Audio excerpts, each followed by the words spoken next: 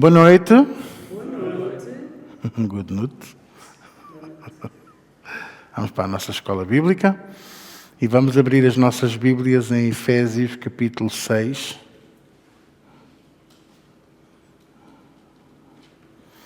Durante muitos anos eu ouvi falar deste capítulo, semana após semana, até a exaustão. E ultimamente não se tem falado muito nisto, não só aqui, mas também em geral, não é?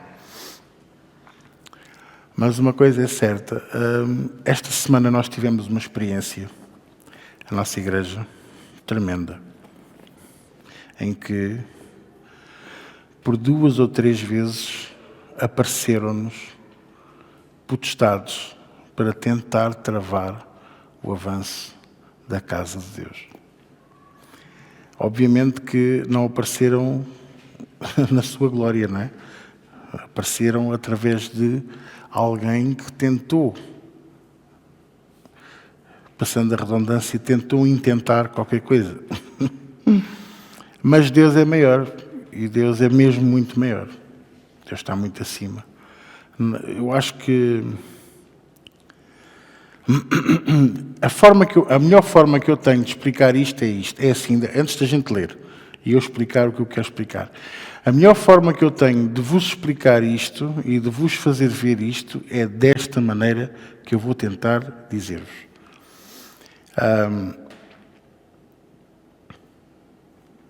O inferno, Satanás e os seus sequazes cobardes, os seus demónios, os seus espíritos malignos, imundos e todos os seres espirituais que estão debaixo da anuência de Satanás por causa do pecado e daquilo que aconteceu nos céus, aquela rebelião que ele fez e que com ele arrastou 1/3, não é dos anjos, é dos seres espirituais.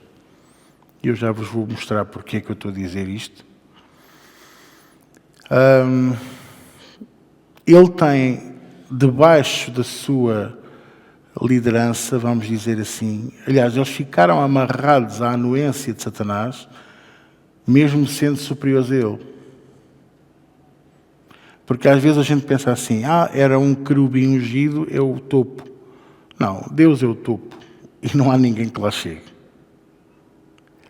E todo aquele que aspira a ser qualquer coisa mais do que já está em rebelião diante de Deus.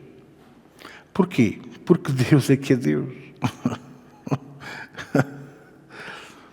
Mesmo na terra, quando nós, na igreja, aspiramos a qualquer coisa maior do que servos, já estamos em rebelião para com Deus.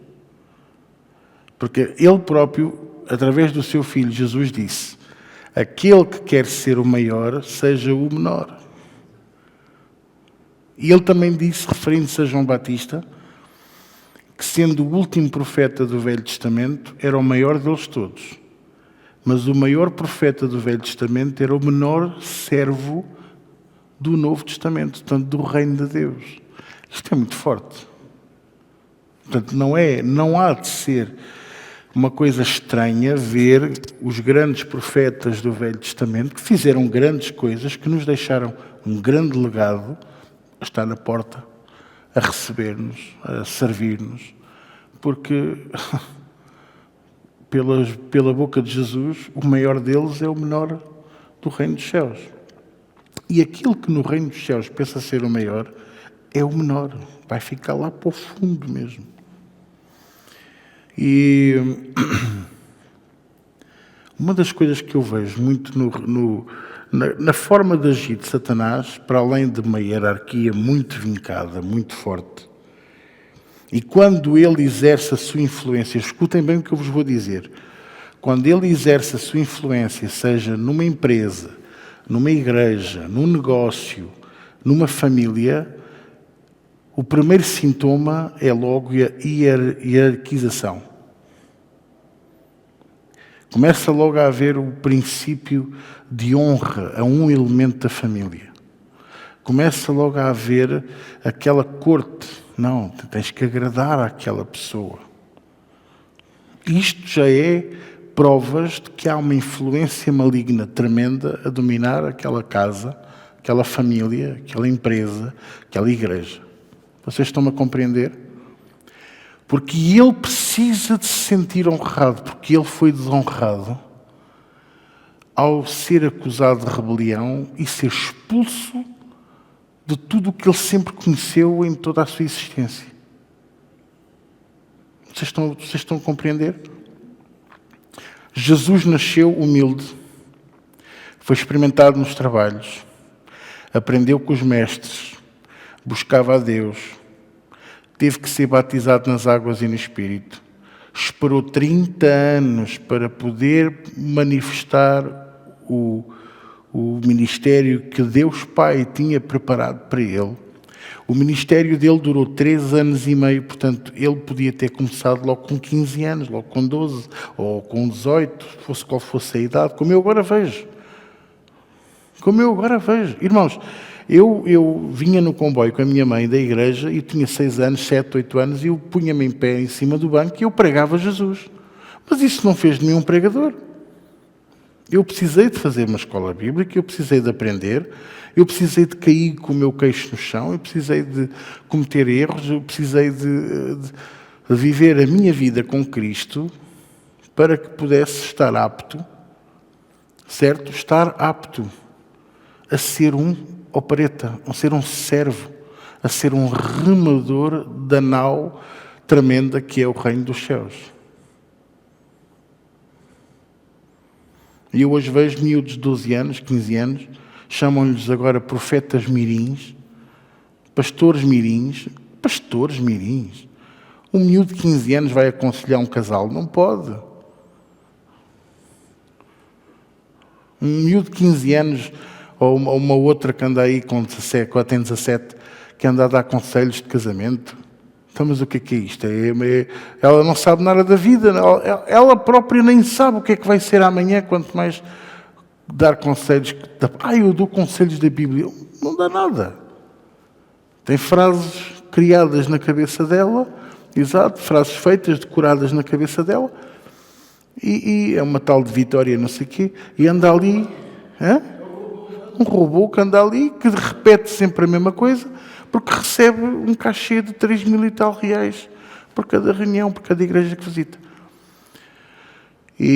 Por exemplo, estou a dar um exemplo, mas o que eu quero que vocês entendam é que quando Satanás está em operação, e vou voltar a repetir que isto é muito importante, numa igreja, numa família, num negócio, numa empresa, há sempre logo marcas de hierarquização.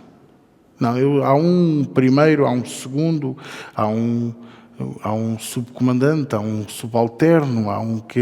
E quando vocês começarem a notar que essa hierarquização é mais importante do que, por exemplo, tornar a empresa, o negócio, a família, a igreja bem-sucedida diante de Deus ou diante das suas autoridades, isso é mais importante do que cumprir com as leis de César. Jesus disse: dai a César o que é de César e a Deus o que é de Deus. Ora, se Jesus foi o primeiro a dizer isto, porque é que eu, como pastor, vamos imaginar uma igreja, eu vou criar subterfúgios para fugir aos impostos? Não vou. Vocês estão-me a compreender?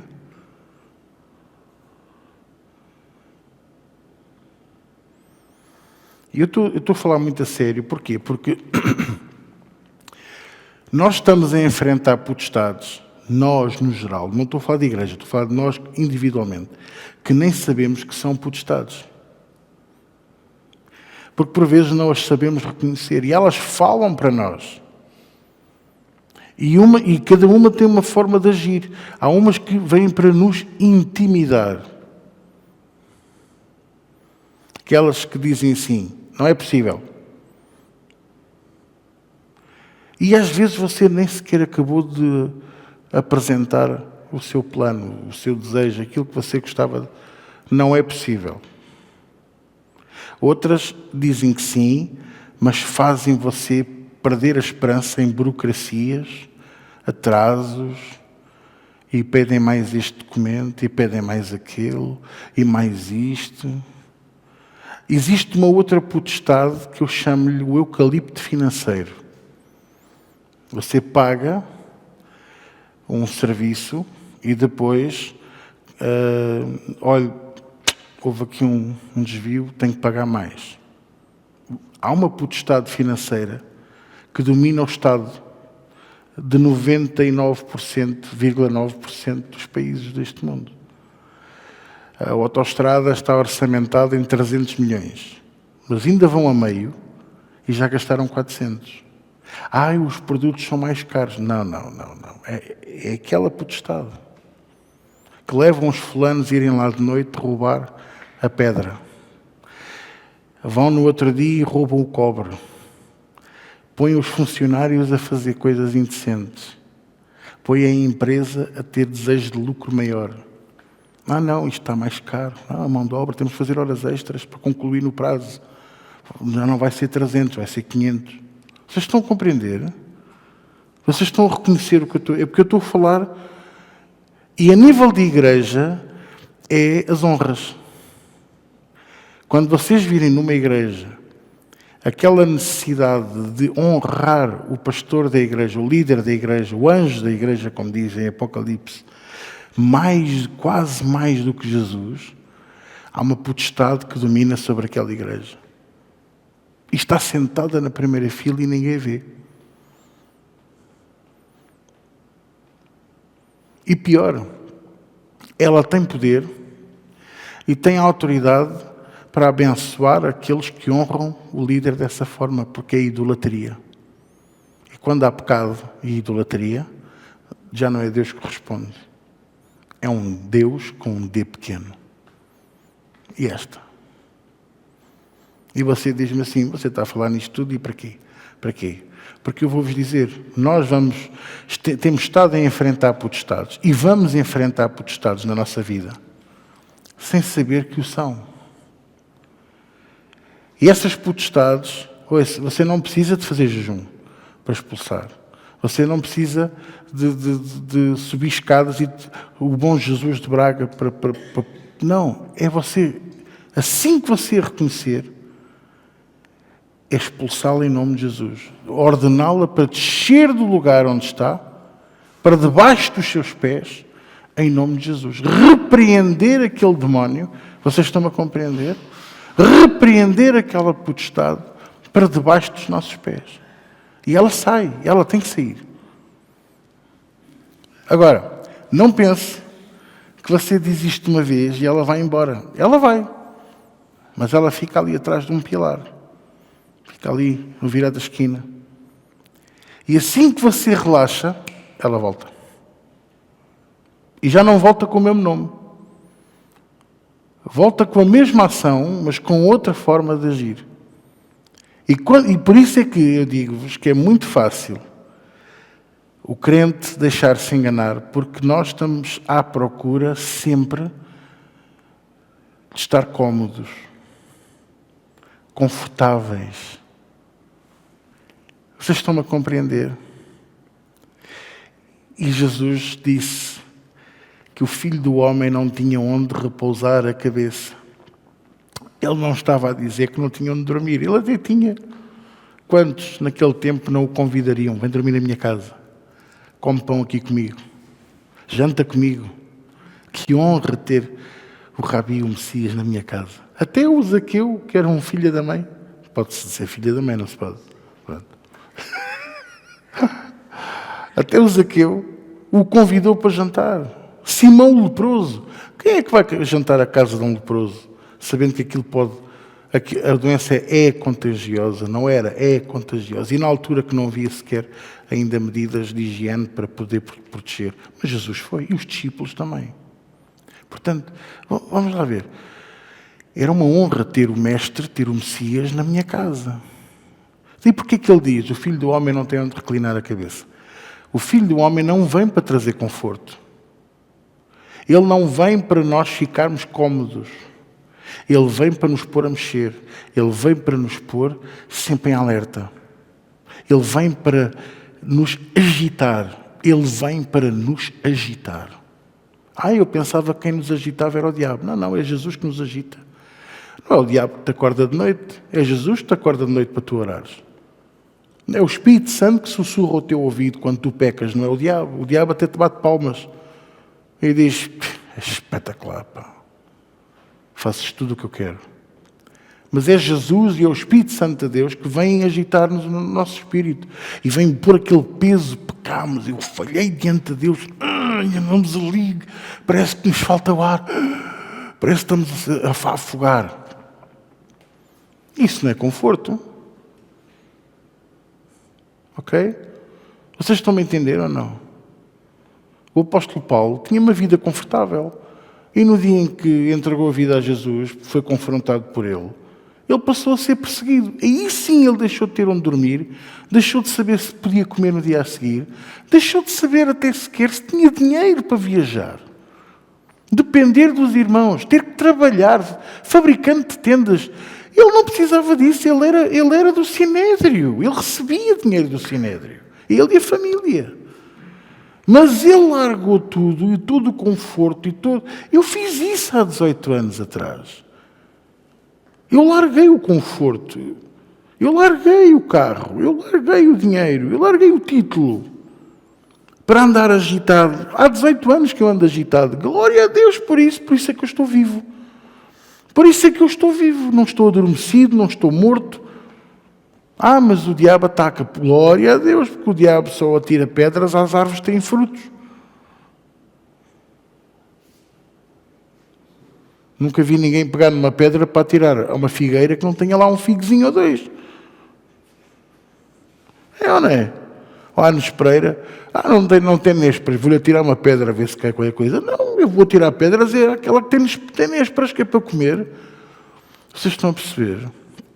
Ora, veja aí, Efésios capítulo 6, muito conhecido. Muito conhecido porquê? Porque se fala na armadura de Deus, mas eu hoje não vou falar na armadura de Deus. Eu hoje vou-me focar aqui em 3 versículos. 10, 11 e 12. O 10 diz assim: no demais, no restante, em todo o tempo, meus irmãos, fortalecei-vos no Senhor e na força do seu poder. Fortalecei-vos no Senhor e na força do seu poder. Olha aqui, quando ele diz no demais, ele não está a concluir, ele está a começar. Paulo não está a concluir, parece que ele está a dizer em jeito de conclusão. Não, ele não está a dizer em jeito de conclusão, ele está a começar. E é como se ele dissesse assim: portanto, em tudo o resto, no demais, fortalecei-vos no Senhor e na força do seu poder. Ora, como é que eu me fortaleço em Deus? Como é que eu me fortaleço no Senhor? Orando, lendo a Bíblia, meditando na palavra de Deus e praticando a palavra de Deus. Eu preciso de caminhar com Deus dia após dia. Eu preciso de praticar a palavra. Eu preciso dar bom testemunho. Nós temos de ter esse prazer, dar bom testemunho. Nós temos que... Deixa-me dar aqui um pequeno exemplo. Eu não posso citar nomes, mas eu trabalho com uma médica que eu sempre achei que ela tinha algo de especial. O tom de voz, a maneira de falar, mesmo passando por maus pecados e desabafando connosco. Eu sempre achei que ela tinha qualquer coisa especial, não sei. Pronto. E esta semana que passou, ela falou que tem uma clínica privada própria. E passou-nos o link, para mim e para as minhas colegas, pelo Instagram. Eu só tenho, o Instagram só tenho o da igreja. E eu peguei no Instagram da igreja, eu não tenho vergonha nenhuma, e fui lá e fiz adicionar. E ela, quando viu, clicou e percebeu que eu era crente. Mandou-me logo mensagem: estou tão feliz de saber que o João é crente. Eu também sou. E João, eu sabia que você tinha algo diferente. A maneira como você fala com as pessoas, a maneira como você fala com as colegas, como você lida comigo, mostra que tem algo diferente dentro de si. Eu sabia que você tinha que ter algo mais do que apenas uma vida normal. Tinha que ter Jesus. Aquele orgulho santo de, Senhor, eu estou a dar bom testemunho. Obrigado. Eu não sou perfeito. Eu rio, conto as minhas piadas e quando rio é gargalhadas altas e faço o meu barulho todo. E quando estou chateado também estou chateado. Mas, irmãos, no demais, que possamos dar bom testemunho. No demais, que as pessoas possam dizer assim, há qualquer coisa diferente neste fulano ou nesta fulana. E porquê? Porque é Jesus que está em nós. E ela disse aquilo. Olha, depois já fiquei muito contente de saber que ela era crente. Disse logo, a partir de hoje já sabe que somos 2 a orar. 1 põe 1000 em debandada, 2 põe 10.000. Agora é que isto vai para a frente. E ela riu-se como quem diz, coitado, como é que ele pode pensar desta maneira? 2 a orar não fazem nada. Fazemos muito, muito mais do que um sozinho. Saber que somos 2 a orar, glória a Deus. Faz lembrar Elias, estou sozinho. E Deus disse, não estás, eu guardei 7.000 ou 6.000. Para mim. Estão a perceber? Então, no demais, que nós nos possamos fortalecer no Senhor e na força do seu poder. Qual é a força do poder de Deus? É a palavra. Qual é a única coisa que não se vai alterar, mesmo que tudo acabe? A palavra. O amor, a fé, a profecia, o discernimento de espíritos, a revelação, tudo vai desaparecer. Qual é a única coisa que vai permanecer? A palavra. Então, eu tenho que me fortalecer na palavra. E se a palavra diz que eu com Deus sou maioria, então eu tenho que acreditar que sou maioria e que o diabo, o inferno, as trevas, a maldade humana não me vão vergar. Não nos vão vergar. Não vão. Porque maior é o que está em nós do que aquele que está no mundo. Fortalecei-vos no Senhor e na força do seu poder. E na força do seu poder. Agora veja, eu não estou a dizer para você andar à pancada com as pessoas. Mas é para fortalecer na força. Não, porque é na força do Senhor. Na força do seu poder, na força da palavra de Deus. E depois diz assim, revesti-vos de toda a armadura de Deus, para que possais estar firmes contra as astutas ciladas do diabo. Porquê? Porquê é que eu tenho que me revestir da armadura de Deus? E o que é a armadura de Deus, senão um conjunto de coisas que estão dentro da palavra? O capacete da salvação, a espada do Espírito, que é a palavra, o escudo da fé, ter os meus lombos cingidos com a verdade. Com a verdade quer dizer que, ouça, isto é tão importante, eu sei tão bem o que eu vos estou a dizer, ainda que vos prejudique, digam sempre a verdade. Esta semana eu dizia a uma pessoa, diz a verdade, mesmo que isso te venha a prejudicar. Porque Deus não leva em conta o tempo de ignorância. Eu não sabia. Não. Diz a verdade. Diz a verdade. E não te justifiques. Ouça, quanto mais a gente se justifica, mas as pessoas não vão entender. Não está feito para as pessoas entenderem. Quando a pessoa não quer entender, você pode ter todos os argumentos e factos do seu lado, a pessoa não vai aceitar. Vai sempre arranjar aquilo que eu chamo a fuga do rato. O buraquinho para onde dizer, mas vocês estão a compreender? Você pode ter toda a razão do mundo, pode ter todos os factos, todos os argumentos. Então, às vezes, quando nos acusam, quando nos maltratam, cale-se, ouça só e guarde as pérolas para si e para Deus.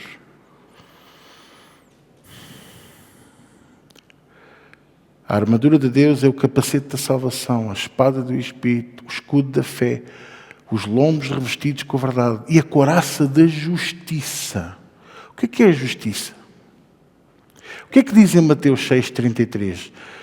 Mas buscai primeiro o reino de Deus e a sua a sua justiça. A justiça é o quê? É o cumprimento da palavra. Não é a lei, não, é o cumprimento da palavra. Porque assim, irmãos, a lei era só os artigos, mas a palavra de Deus é tudo.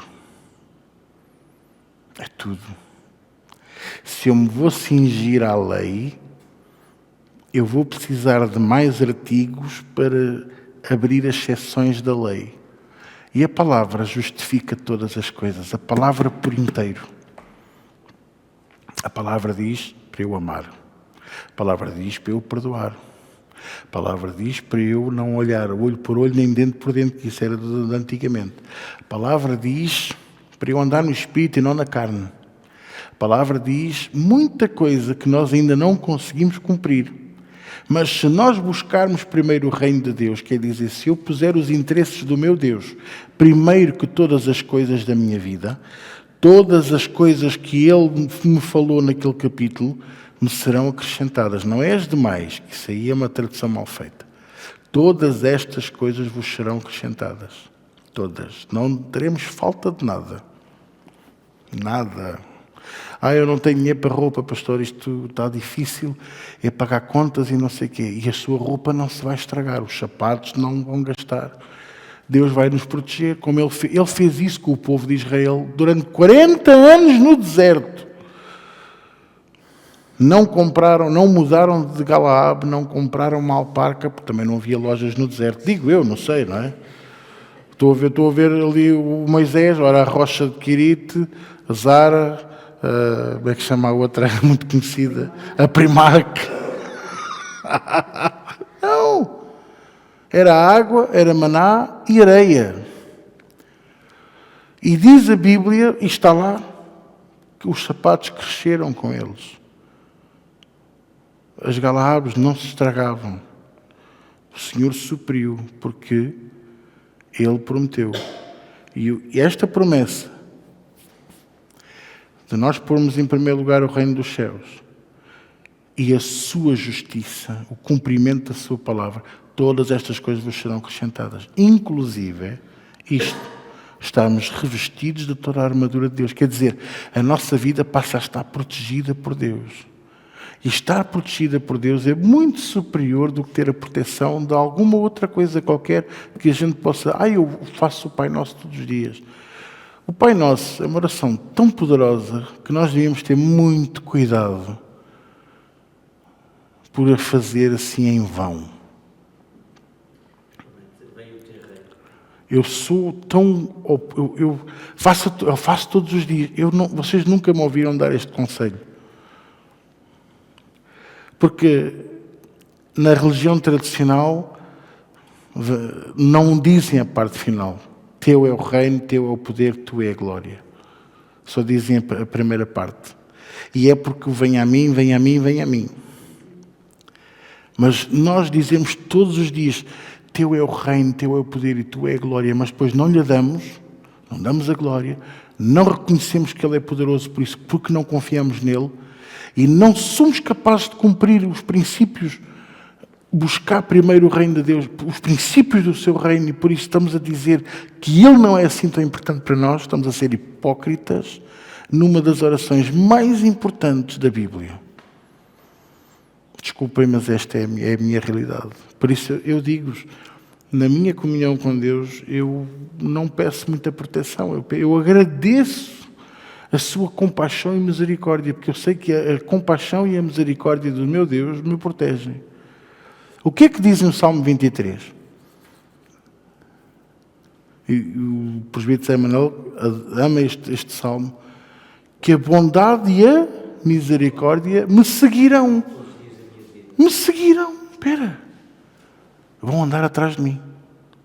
Me seguirão todos os dias da minha vida. Então eu não preciso pedir mais nada. Estão a entender? Se eu praticar a palavra de Deus, se eu o puser em primeiro lugar na minha vida, a bondade e a misericórdia de Deus me seguirão todos os dias da minha vida. E por isso, eu não preciso de pedir proteção. Mas devo de me revestir da armadura como? Praticando a palavra. tendo conhecimento da palavra. A palavra vai-me revestir. Para quê? Para eu estar firme contra as astutas ciladas do diabo. As ciladas do diabo. Ele é astuto. O bicho feio, o gajo é coisa. É ardiloso. Ele sabe-nos enredar e sabe-nos pôr de maneira a cairmos na armadilha que nem patinhos. A casca da banana está ali, mas ele não é uma casca de banana, é um desenho no chão e a gente acredita que nem parvos e vamos escorregar mesmo ali. Vocês estão-me a compreender? Ele ataca-nos aonde nós pensamos que somos mais fortes. E, por exemplo, eu digo sempre isto, não é? Quando alguém diz assim, eu já venci nesta área, nessa semana somos bombardeados nessa área. Só, às vezes, é Deus que permite só para nos mostrar que ainda não vencemos e que precisamos de crescer no pleno conhecimento da palavra, chegar à estatura varonil de Cristo, deixar de ser crianças. Eu até vou um bocadinho mais longe, deixar de ser morno, deixar de andar ali naquele ramo, naquela mornidão que nem é carne, nem é peixe. É como o cococrás, nem para a frente, nem para trás. É mesmo. Veja aí o 12. Porque não temos que lutar contra a carne e o sangue, mas sim contra os principados, contra as potestades, contra os príncipes das trevas deste século, contra as hostes espirituais da maldade nos lugares celestiais. Isto é muito forte. Não diz ali demónios. Não diz ali espíritos imundos. Também não fala no diabo. E porquê?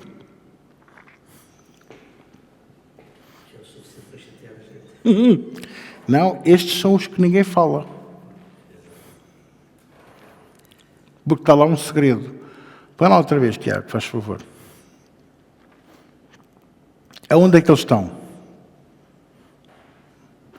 Algumas Bíblias dizem lugares celestiais. A minha diz nas regiões celestiais. Lugares celestiais, regiões celestiais. Não temos que lutar contra a carne e o sangue. Muito bem. Então o que é que isto quer dizer? Quer dizer que por vezes vão se levantar pessoas contra nós, usadas por essas potestades, principados, hostes, tronos, domínios. Pois, já lá vou. É isso mesmo. Esse é o outro ensino errado na igreja, mas eu vou explicar. E veja só, eles vão se usar de pessoas e nós vamos ter tendência a combater a pessoa. E está errado. Porque a nossa luta não é contra a carne, nem contra o sangue, não é contra as pessoas. Ok? Por exemplo, quando estamos prestes a alcançar qualquer coisa de importante, por exemplo, na família, o diabo autoriza uma destas potestades a criar ali uma oposição familiar. Para quê? Primeiro que tudo, para nos fazer guerra. Eles não sabem estar, não é as pessoas, é estes seres espirituais não sabem estar de outra forma. O ódio a Deus é tão grande e o ódio a nós é tão grande que eles têm um desejo, não é de nos destruir, é de nos infernizar a vida. Entende? Eles não nos podem destruir. Eles até não nos podem tocar, mas podem tentar infernizar a nossa vida. As astutas ciladas. A maior parte das vezes somos nós que começamos o problema, sem nós darmos conta. E a esmagadora maioria das vezes não tivemos essa intenção. Garanto-vos. Mas ele é manipulador, ele é o pai da mentira e ele tem milhares de anos de experiência que você não tem. E dá a volta à situação. E para a maldade, ele é astuto. Ele sabe contornar as regras. E sabe ir a Deus e dizer que a culpa é nossa. Porque ele é o nosso acusador. É verdade. Mas Deus gosta de nós e Deus está sempre a defender-nos, apesar de tudo, que Deus não aceita a acusação contra nós. Agora veja, ainda no 12, não temos que lutar contra a carne e o sangue. Acho que esta parte está mais do que entendível, mais do que compreendida. Mas sim contra os principados, potestades, príncipes das trevas deste século, hostes espirituais da maldade, nos lugares ou nas regiões celestiais. Ora, aqui é que a gente vamos entrar. O apóstolo Paulo, noutra passagem, não sei se em 1ª ou se em 2 de Coríntios, eu penso que é 2 de Coríntios, fala em tronos e domínios. Ou seja, ainda fala em mais 2 tipos de seres espirituais que habitam as regiões celestiais e que só têm um objetivo, que é fazer-nos mal. Então, como eu comecei por dizer, eles infiltram-se nas igrejas para a igreja ficar infrutífera. Eles infiltram-se no coração das pessoas, eles não entram na vida das pessoas. Eles infiltram. Como? Conforme diz a palavra de Deus aqui, com dardos inflamados, setas, de longe, pensamentos, ideias. Para quê? Para contornar o coração da pessoa. E como disse o presbítero Zé Manel, vai usar as áreas fracas ou as áreas fortes que a pessoa tem. Por exemplo, uma das áreas é o dinheiro. Outra é a fama. Quando a pessoa começa a pensar, eu prego melhor do que o pastor. Eu sou melhor do que ele. Ele nem tem imagem. É um gordo, já viram? É um gordo, está ali. Estão a perceber ou não? Outra é o sexo. Mas o sexo ilícito. O sexo fora do casamento. Que, por isso é que essas coisas são todas feitas em oculto. O adultério, o abuso. E depois há alguém que tem coragem de expor. Ao princípio, as pessoas viram-se contra essa pessoa que está a expor. Porquê? Não fales dos ungidos de Deus. Ainda esta semana houve um fulaninho, que não tem outro nome, que não lhe posso chamar sequer pastor, nem crente, nem filho de Deus. Há anos que tem uma igreja ali na zona da Amora. Até houve uma reportagem da SIC sobre isso. Que tem 9 armazéns espalhados ali na zona, e as pessoas vivem lá em condições subhumanas, pagam 400 euros por mês, por um quarto feito em peladuro, e onde dividem aquele armazém com não sei quantas pessoas. Recebe milhares de euros por mês, e chama aqueles armazéns bases missionárias. E depois, quando confrontado pela jornalista, o arrogante ainda diz: foi a visão de Deus.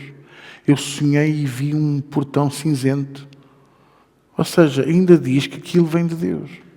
Um arrogante que não está cego, está completamente influenciado por uma potestade satânica. Esse é outro sinal das potestades satânicas. A certeza absoluta que o erro em questão está certo e veio de Deus. Eu vi uma vez uma reportagem de um pastor, por acaso era do Brasil, que andava a dormir com uma irmã da igreja. Casado. Ele era casado e ela também. E ela anuía porque ele dizia: não, porque está escrito. Está escrito. E quando o jornalista lhe perguntou, então, mas o pastor importa-se de mostrar onde é que está escrito na Bíblia? Ele mostrou um versículo por causa da história de Oseias, que se casou com uma prostituta. Não é? Deus mandou-o casar-se com uma prostituta com um intuito. Mas depois o versículo bíblico dizia assim, usava o verbo no tempo verbal passado. Mas ele não soube ler o acento. Então era para ele fazer na hora. E a irmã aceitou. E o marido da irmã também. E quando este tipo de influência maligna opera em mais do que uma pessoa, acreditem, é uma potestade. Este culto aos apóstolos, este culto aos líderes de igrejas, não é? A que honra e glória a um homem na vez de ser ao Criador, que é Deus, é obra e graça de uma potestade que quer sugar a glória que pertence a Deus para ele e para ele dar ao seu Senhor, que é Satanás. Por isso, o versículo 12 diz, mostra lá outra vez Tiago, se faz favor, potestades, principados, príncipes das trevas. O que é qual é a diferença de um príncipe das trevas e um principado? Um principado é uma região. Por exemplo, o Luxemburgo é um grão-ducado, porque tem um grão-duque. Mas o Liechtenstein é um principado, porque é regido por um príncipe. Até porque é uma região. Quer dizer que há um fulano que domina sobre uma região. Até porque é que é diferente do príncipe das trevas? Porque um opera na região e o outro opera nas trevas, mas ele está lá nas regiões celestiais. Ele está lá a operar na mesma. Ele está lá a influenciar. A influenciar, provavelmente, presidentes, primeiros-ministros, governantes. Põe lá outra vez, Tiago, desculpa. Contra as hostes espirituais da maldade. Sabe o que é uma hoste? É um conjunto de poder. Vocês percebem? É um termo bélico, é um termo de exército. Assim como legião é um termo de exército, são 6.000. Uma hoste não é de infantaria, não é de cavalaria, é de oficiais, estou a dizer bem? É de oficiais, é de líderes, gente, espíritos, neste caso seres espirituais com grande influência e poder. Hostes espirituais da maldade, só sabem fazer o mal, só têm prazer em fazer o mal. Só têm prazer em lançar o pânico na noite. Só têm o prazer em dar ânimo ao ladrão que vai e rouba um carro, e 2, e 3, na mesma noite. Que sente-se o super-homem, sente-se que é inalcançável pela polícia.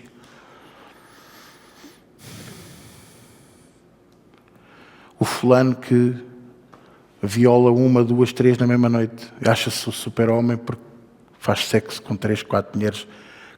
O fulano que diz que aquela criança estava-lhe a fazer olhinhos.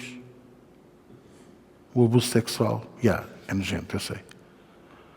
Mas isto são potestades, príncipes das trevas, hostes espirituais da maldade, que operam em famílias, igrejas, empresas, negócios, países, regiões, continentes. Porquê que a África não sai da pobreza? Porque há lá uma potestade que quer que eles se mantenham pobres, porque é o continente mais rico do planeta Terra. Porquê que a América do Sul está sempre em guerrilha, sempre em guerra civil, sempre naquela cena? Porque há lá uma potestade que domina com guerrilha, guerra, e com a droga, e com aquela coisa toda. Aquilo parece que são bichos que, quando não são dos povos mais maravilhosos da face da Terra. Porquê que o povo americano do Norte são chauvinistas? Sabe o que é uma pessoa chauvinista? Arrogante, tem mania que é o campeão do mundo. Sem eles o mundo não é nada. Mas não são nada, são carne e osso, pó, como nós.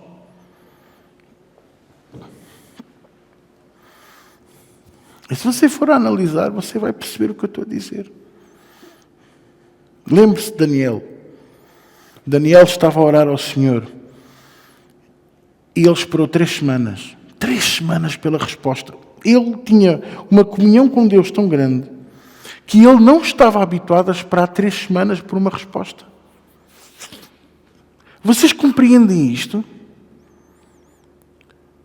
Ele achou que Deus o tinha abandonado porque ele esperou 3 semanas a jejuar pela resposta e ele pensou, não, Deus já não gosta de mim, eu fiz alguma coisa. E estava triste, ele estava abatido, ele estava desanimado. Quando o anjo lhe apareceu e disse, anima-te, levanta-te, porque no dia em que tu oraste e perguntaste, o Senhor te respondeu. Só que o príncipe da Síria veio ao meu encontro para me impedir de te dar a resposta do Senhor. 3 semanas a lutar. O anjo do Senhor, que provavelmente era Gabriel é o anjo mensageiro, a lutar contra um príncipe das trevas que o queria impedir de dar a resposta. Para quê? Para que Daniel desanimasse e perdesse, provavelmente largasse tudo aquilo que Deus lhe tinha dado. 3 semanas. Gabriel. Mas aí é que está. E o anjo Miguel veio ajudá-lo para derrotar aquele espírito, aquele ser espiritual, aquele príncipe das trevas. Mas há aqui outro pormenor. 3 semanas à espera. Nós às vezes estamos muito mais e não oramos nem metade daquilo que Daniel ora. É isto que eu quero que vocês entendam, que era suposto nós falarmos com Deus como Daniel falava. Daniel achou estranho de estar 3 semanas sem ter a voz de Deus. Nós estamos anos sem ter a voz de Deus e não achamos estranho. E esta potestade que impede a voz de Deus de chegar ao nosso coração, nós nem damos conta que estamos debaixo da influência dela. Mas eu oro, eu louvo a Deus, eu oro em línguas. Irmãos, eu também escovo os dentes todos os dias e ao fim do dia, Jesus, parece que tenho a boca a saber a papéis de música. Estou a entender como você um caril ou um fricassé a ver se a boca não fica a saber aquilo. Temos que escovar os dentes outra vez. A nossa oração tem que ser assim. É verdade o que eu estou a dizer. A nossa oração tem que ser permanente. E digo-vos, e temos que saber esperar a resposta. E a resposta deve ser imediata. Quando Deus não responde é porque... Não, Deus responde sempre. Nem que seja para dizer não, mas Ele responde sempre. Vocês estão a entender? Esta potestade, por exemplo, pode estar a impedir você de ter algo resolvido na sua vida. Um documento. Num carro. Pois é. Um documento de um carro. A abertura, a passagem da titularidade de um contrato de água. 1 mês e meio. E com a funcionária a dizer que não.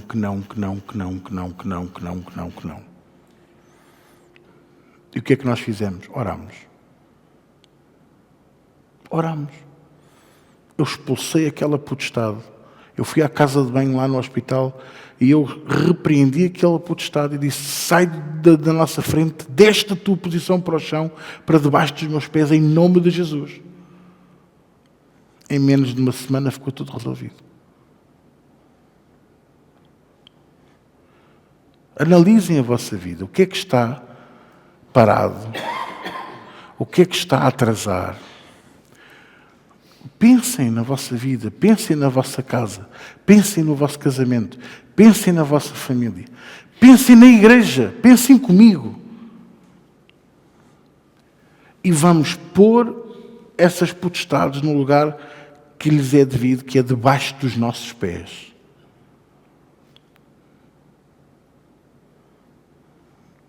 Temos que jejuar. Não é preciso. Não é preciso. Para jejuar, Jesus disse que era uma certa casta. Essa casta é algo ainda mais forte. É provavelmente um trono ou domínio. Que é os tais que estão falados por Paulo. Eu penso que é em 2 de Coríntios. Não quero estar aqui a cometer erro. Tronos e domínios. Ok? Tronos e domínios. A Bíblia diz no Velho Testamento que, maniatando-se o homem forte, derrota-se o inimigo. Ora, o termo homem forte, isso é de neopentecostalismo, eles é que veem homens fortes em todo lado. O único homem forte que eu vejo é Jesus Cristo. O general sem medo, aquele que nunca foi derrotado. E nós temos que pôr todas essas potestades, príncipes das trevas, hostes espirituais da maldade, todos aqueles que estão em iminência nas regiões celestiais, cujo objetivo é travar-nos, a mim, a si, ou à igreja, ao ministério, o nosso negócio, o nosso emprego. Eu estou há anos e aqui não evoluo, não tenho aumentos, não tenho oportunidades de ser mais, de ter outra responsabilidade. Há uma potestade que te está a impedir. Todos nós temos ambição, todos nós queremos ter um pouco mais de felicidade naquilo que fazemos. Seja na igreja, seja no trabalho, seja onde for. E eu digo-vos uma coisa. Este mundo está carregadinho de potestades nas regiões celestiais. Porquê? Porque a igreja tem vindo a esquecer o seu papel e o seu lugar. Não se fortalece na palavra, fortalece-se em quê? Nas bênçãos. Fracos. Olha, às vezes eu penso assim, lembram-se como é que nós conhecíamos a cidade da Guarda? Dos 5 ou dos 6 Fs, ou dos 4 Fs? Feia, forte, firme, fria, não era? Formosa, não sei o quê. Pronto. É ou não é? Os 5 Fs. É verdade? Pronto. Eu lembro-me perfeitamente disto. E eu penso tantas vezes que a Igreja de Cristo hoje está assim, fria, feia, fraca, completamente fragilizada, à mercê de Satanás. E porquê que Satanás não a ataca? Porque lhe convém. Deixa. Mais vale moribundo, ok? Olha, vou-vos dar aqui outro exemplo. Quando foi a Guerra Civil Americana, se calhar vocês não sabem isto, os ingleses, desculpem, isto foi a Primeira Guerra, a Segunda, aquela que foi a Guerra Civil entre Norte e Sul, uma das fações, eu não sei qual é que era, tinha ordens dos generais principais para não matar, ferir. Porque pior do que matar é ferir.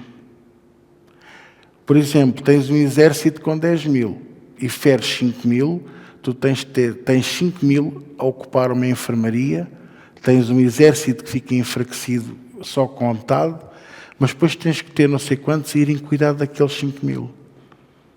E são 5 mil que estão feridos e que vão ficar feridos para o resto da vida. Amputados de uma perna, amputados de um braço, sem um pé, sem um olho, sem um ouvido. É desmotivador. Exatamente. E depois, por exemplo, veio a ordem de não visitarem os hospitais de campanha. Porquê? Porque aquilo era o Festival dos Horrores. Muitos iam ver e fugiam. Iam ver um amigo e já não voltavam. Desertavam. Ora, é isto que o diabo tem feito na Igreja de Cristo. Ferir. Pastores, irmãos feridos com pastores, irmãos feridos com irmãos feridos com negócios falhados dentro da igreja, irmãos feridos porque tiveram um cargo, uma responsabilidade para a qual não estavam preparados e depois com o peso ruíram, divórcios dentro da igreja com mulher ou marido, ex-mulher ou ex-marido, a casarem-se com outros dentro da igreja. Vocês sabem, eu não estou a dizer nada que seja estranho. E depois deixam de ir. E ficam feridos. Filhos que veem os pais a fazer coisas menos boas e deixam de ir. Não, eu não vou ser como o meu pai. Não, o meu pai serviu a tempo inteiro, fizeram-lhe isto tudo e eu agora vou voltar a tempo inteiro. Nunca na vida. Depois de ver o que fizeram ao meu pai, que deu tudo. Vocês estão-me a compreender? Então, é muito sério, não é? É muito forte, eu sei. Mas ele prefere uma igreja ferida do que uma igreja morta. Ok? Mas Cristo veio para dar a vida pela igreja. Tanto à morta como a que está ferida. Ele cura as nossas feridas e enfermidades. Ele sara. Isaías capítulo 53, 4 e 5. Êxodo capítulo 15, versículo 9. Eu sou o Senhor que sara. Salmos 103, 3. Sou eu quem perdoa as tuas iniquidades e quem sara as tuas enfermidades. Romanos 4, 17. A saber, aquele que chama as coisas que não são, como se já fossem, e que ressuscita os mortos. Ele deu a vida pela igreja, morta e ferida. Para quê? Para que seja vivificada juntamente com Ele. Então nós temos que dar valor a isso. E temos que nos aproximar dEle. E temos que nos fortalecer na palavra e na força do seu poder. Para levarmos de vencido o diabo, as trevas, a maldade e tudo aquilo que tem sido levantado contra a Igreja de Cristo, contra a nossa vida, contra o nosso testemunho. Irmãos, maus testemunhos há aos magotes. Gente aí que se usa do nome de Jesus para vender, para comprar.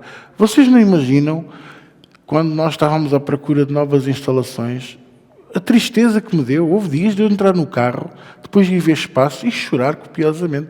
Não é por me dizerem que não estão interessados. É por dizerem, não, se é para a igreja não queremos. Já tivemos mais experiências.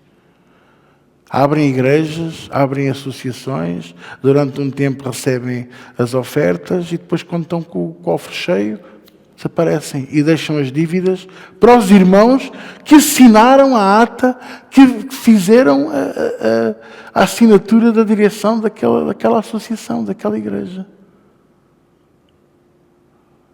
Os chamados feridos de Deus. Como é que Deus permitiu isto? As hostes espirituais da maldade são verdadeiras e são poderosas. E nós temos que as levar de vencida. Quem é que me está a entender? Não, eu tenho que ir à igreja porque é o culto de primícias. Não existe culto de primícias. Eu este domingo tenho que levantar mais dinheiro porque são 3 ofertas. 2 são especiais. O pastor vai fazer implantes de cabelo e eu tenho que... Eu só estou a dizer isto que é para não falar no óbvio, no avião e no carro. Vocês percebem?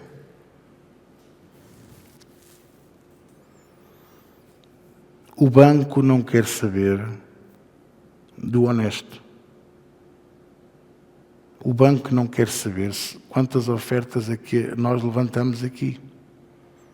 O banco não quer saber se eu presto contas à liderança da igreja sobre o que se compra ou deixa de se comprar, ou o que se gasta ou deixa-se de gastar. O banco, o governo, as finanças não querem saber disso para nada.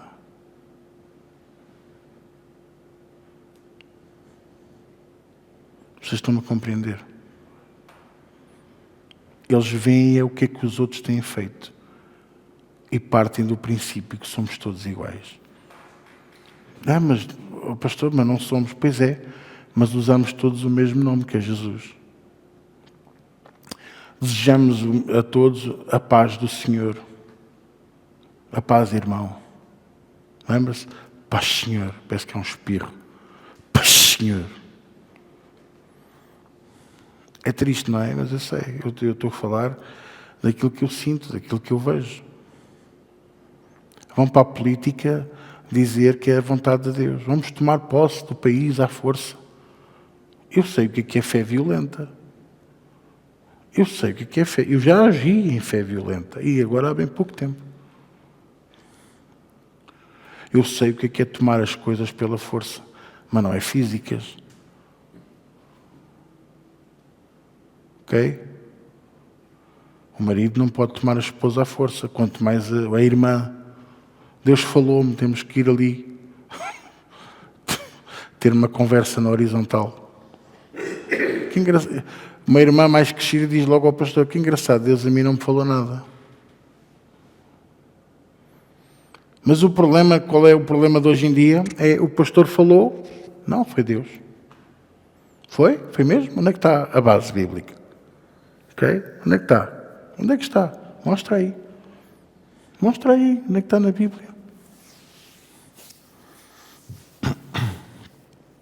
E agora vê-se pastores incorporarem demónios em plenas reuniões. Deus não está lá. Incorporarem, até mudam a voz e tudo. Demónios a falarem. E as pessoas a aceitar aquilo como se fosse mesmo Deus. Não, porque Deus fala assim. Deus fala com voz assim, porque Deus é muito antigo. Pessoas que nunca leram a Bíblia, porque está lá a descrição da voz de Deus, mansa e suave, mansa e delicada. Vocês estão a compreender? Desculpem, mas isto são potestades. Espíritos de cegueira espiritual, espíritos de engano e de mentira, para enganar as pessoas. E a Bíblia diz que se os dias não fossem abreviados, até os escolhidos enganaria. Quer dizer, você e eu, como é que eu sei que eu sou escolhido a Deus? Eu sou dos poucos que não me deixam enganar. E eu oro todos os dias para que nós nunca caiamos nestes erros, pá. Para que nós nos possamos, como diz aqui, revestir-nos e fortalecer-nos no Senhor e na força do seu poder. Porque, irmãos, porque senão vamos cair. E ele é astuto, ele faz armadilhas, ciladas. Os índios, no original nem diz ciladas, diz emboscadas. Os índios faziam emboscadas às armadilhas, sim. Os índios faziam emboscadas às diligências nas Américas. Elas vinham carregadinhas de ouro e eles sabiam que assim podiam negociar com os caras pálidas, com os fulanos que eram brancos, eles não eram brancos, faziam emboscadas aos cavalos e às diligências que passavam. O diabo também faz. E eu digo-vos, nós temos que ser astutos, mas para mim não é no agir da cilada, é fortalecer no Senhor e na força do seu poder.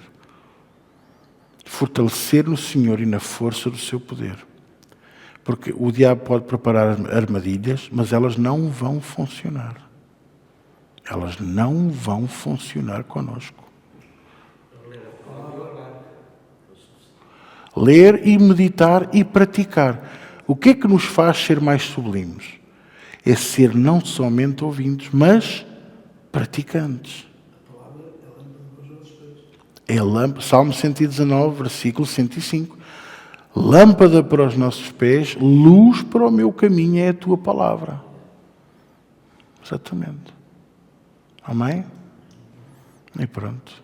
Era isto que eu queria entregar hoje. Foi bom? Foi bem entregue. E olha que não foi preciso chamar o CTT.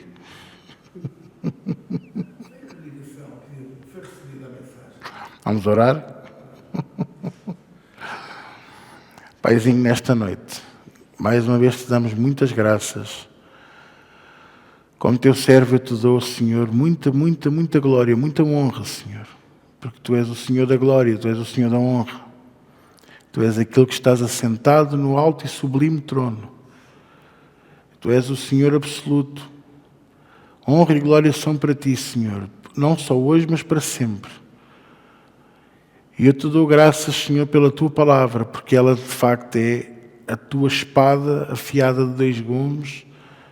Ela é a tua representação e quando nós a praticamos, ela se torna a nossa proteção, a nossa armadura, a armadura que não permite que nada nem ninguém nos possa atingir. Louvado seja o teu nome, Senhor, pela tua palavra. Ajuda-nos a caminhar nesta fé, nesta palavra, neste princípio, a dar bom testemunho, para que o mundo possa olhar para nós e dar-te honra e glória também a ti, Senhor. E esta noite conduz-nos até casa em paz e segurança, para que possamos transportar esta unção e esta glória para aqueles que estão ao nosso redor, dando bom testemunho, Senhor, em todas as áreas. Em nome de Jesus, e todos dizem comigo, amém. Até domingo.